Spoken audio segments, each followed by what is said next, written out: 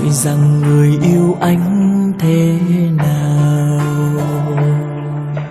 hỏi rằng người yêu anh yêu được bao nhiêu. Người chẳng hề suy nghĩ nói rằng em sẽ yêu suốt đời, cho dù dòng tố không đổi rời.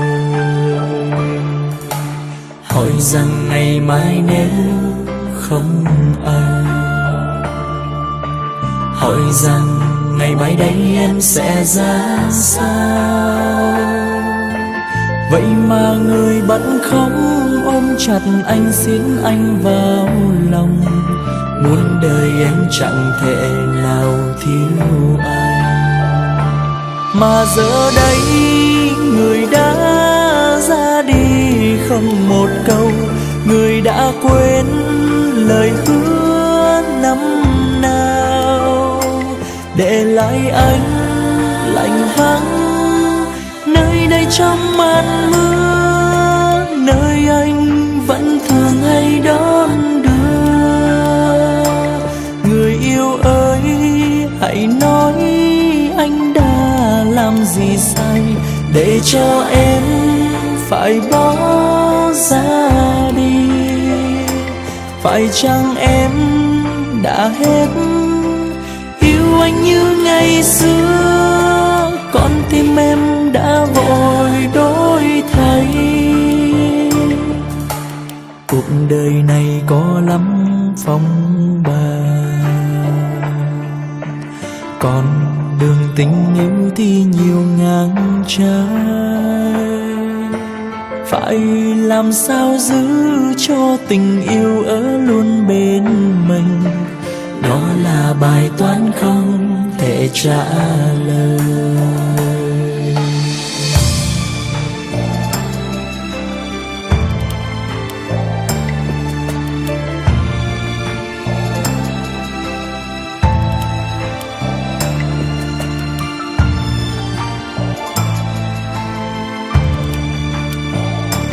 Mà giờ đây người đã ra đi không một câu, người đã quên lời hứa năm nào, để lại anh lạnh vắng nơi đây trong màn mưa, nơi anh vẫn thường hay đón đưa. Người yêu ơi hãy nói anh đã làm gì sai để cho em phải bỏ ra đi. Phải chăng em đã hết yêu anh như ngày xưa, con tim em đã vội đổi thay.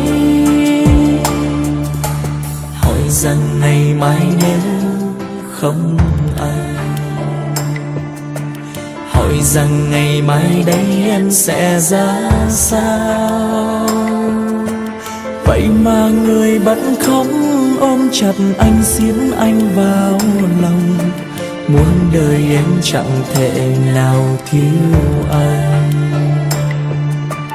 Vậy mà người bận không ôm chặt anh, xiết anh vào lòng, muôn đời em chẳng thể nào